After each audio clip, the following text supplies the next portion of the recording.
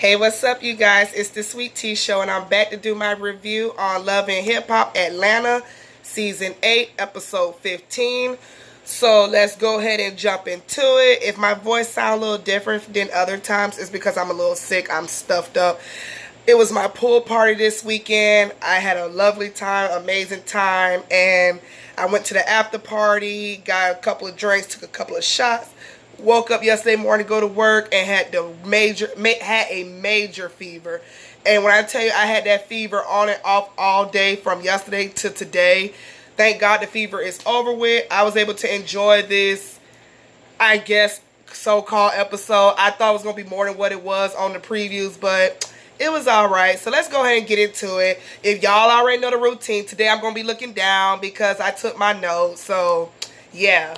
So, Pooh is doing her photo shoot for her makeup line, Ladybug Lashes, and her lip gloss. So, I ain't mad at you, Pooh. At least you got some type of career going for yourself besides talking about shitty sheets all the time. So, Mimi walks in, and the two talk. They talk about the drama between Ty and Stevie. Mimi was telling her about that, and Pooh just over everybody ganging up on her. She just felt let the whole thing go between her and Carly. I said, yeah, we know you say that, but we know you're not going to do that. So moving on from those two, Jock is having an interview. So he can hire some stylists for his hair salon.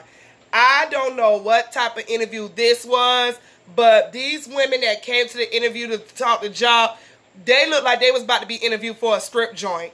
I ain't never seen nobody coming up with no interview with lingerie, all this showing.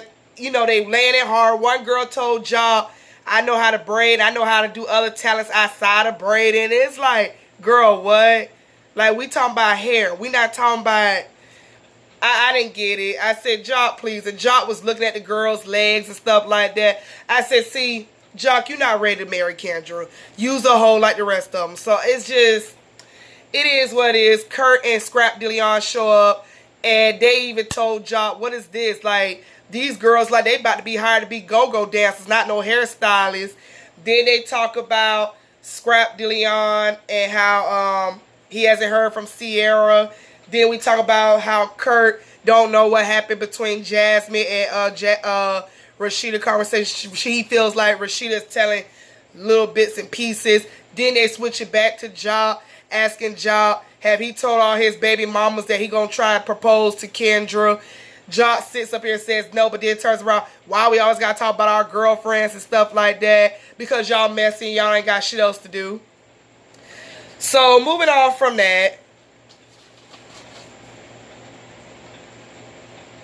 Jock actually does sits down in the next scene. He actually sits down with his baby mama Cena and his ex-wife. I don't remember her name.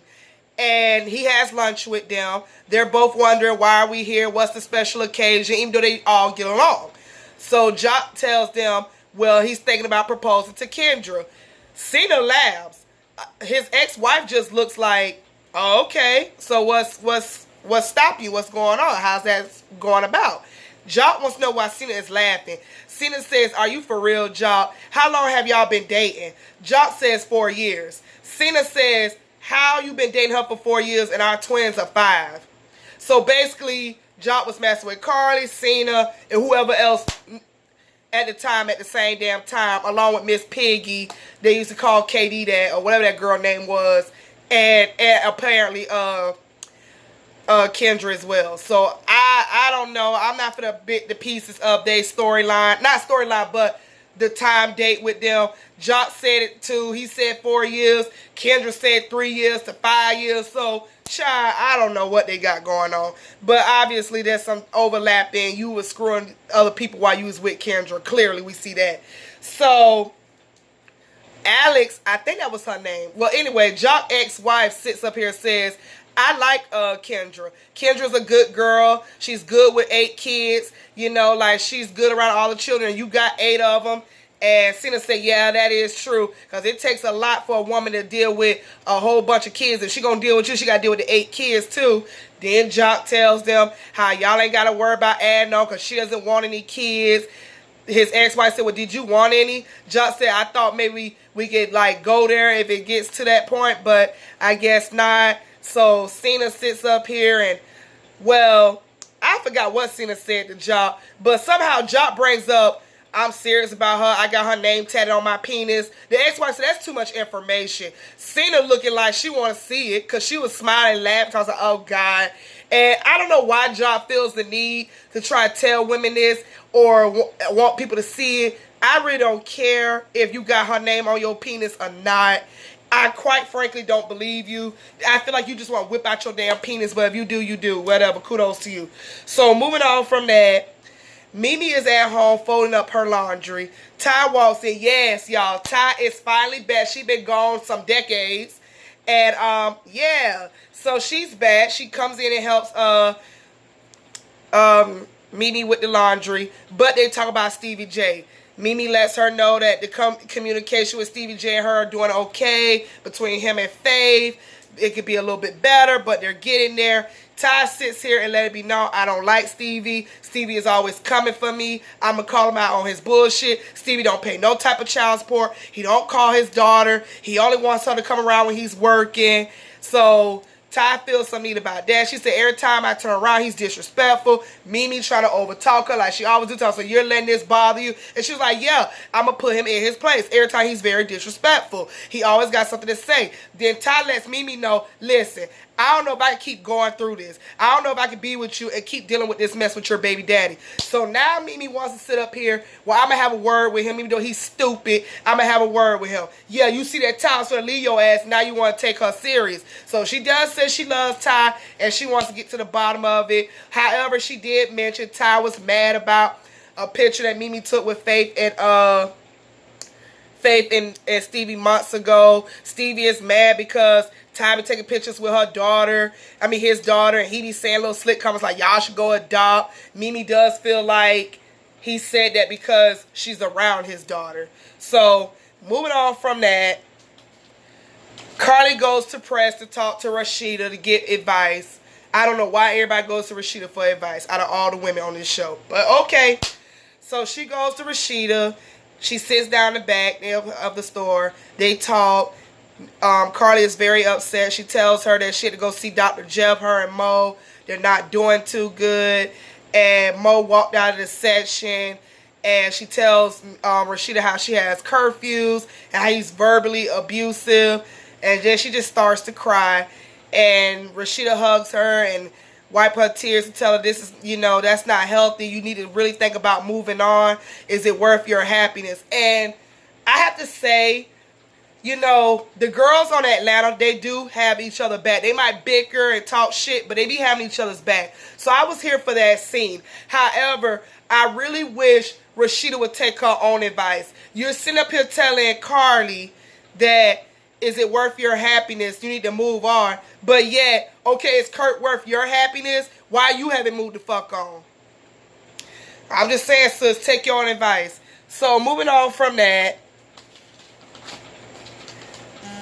Akbar is in the studio and she's rapping. She's working with Pooh's husband. Her song is called Child Support. Sounded pretty cool. Nice little flow. So, yeah, Pooh is there. They get out the booth.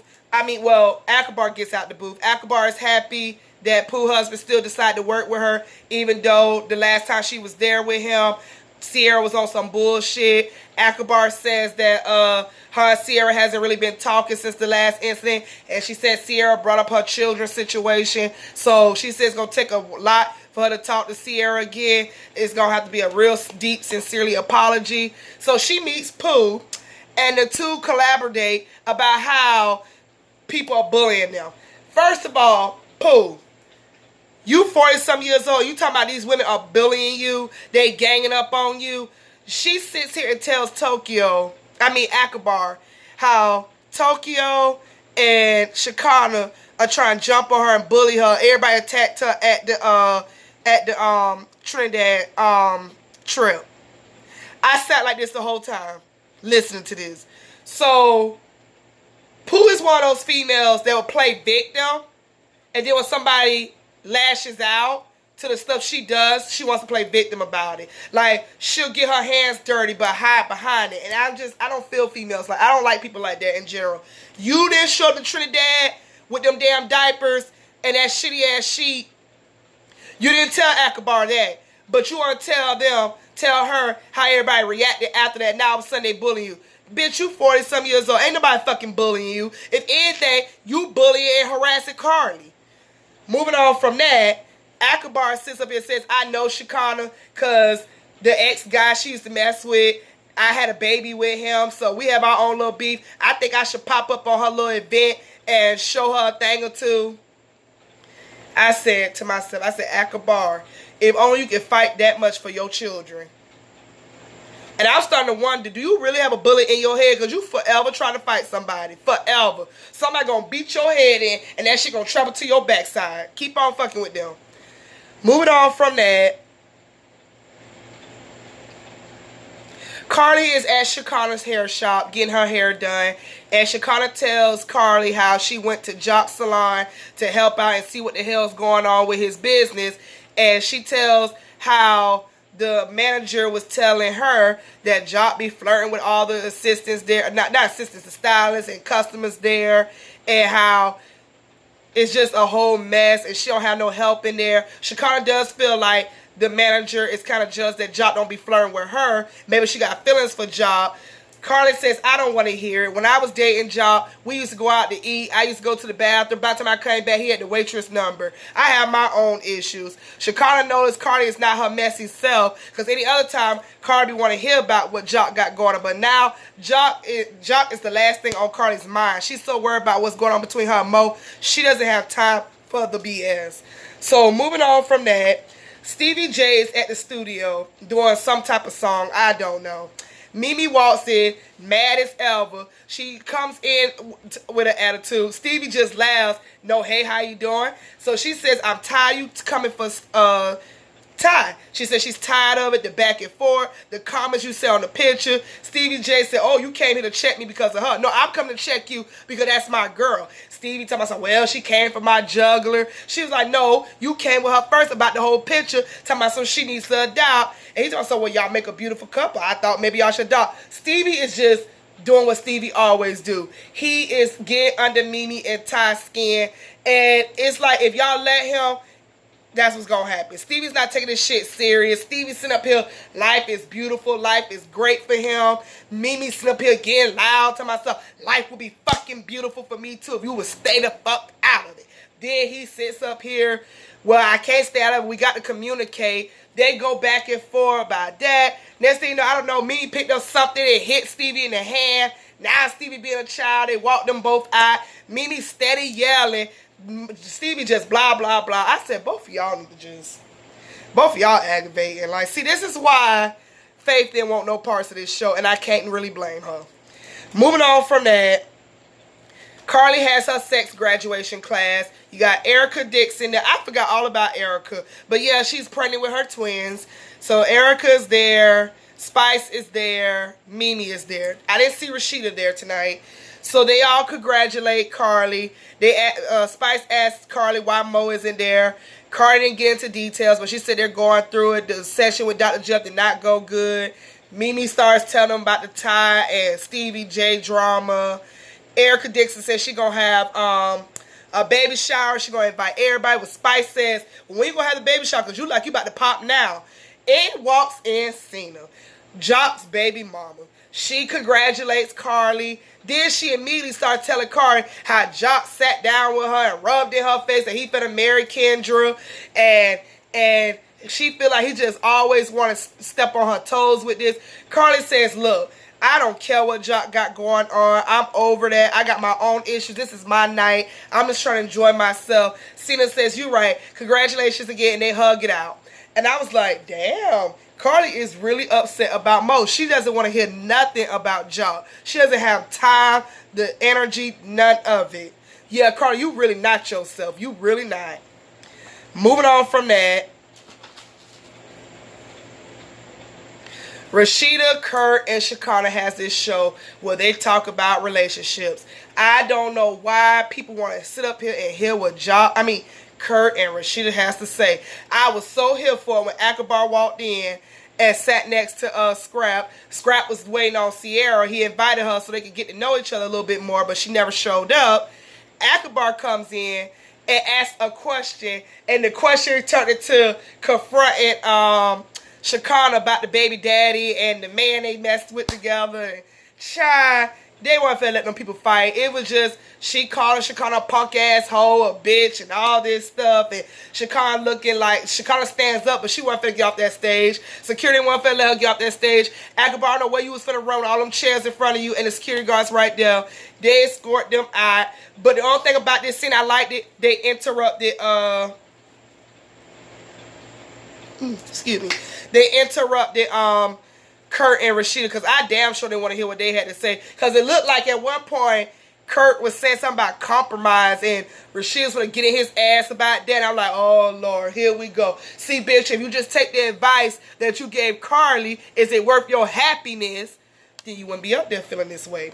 So that was Love and Hip Hop tonight. Y'all tell me what y'all think about this episode. Don't forget to like, comment, and subscribe. Like I said, I'm sorry about my voice. My nose is a little stopped up, but thank God the fever is gone. So that's one thing. I might do a video about the BET Awards, but I'm not going to get into details like everybody else. I usually just want to talk about the best dress and stuff like that. So I might do one tomorrow. It depends on how I feel. I'm off tomorrow. So hopefully my body be feeling 100% better before I go back to work Wednesday. And like I said, thank you guys for liking, commenting, and watching this video. Make sure you share. And I will see you guys next week, if not tomorrow, for the BET Awards review. Bye.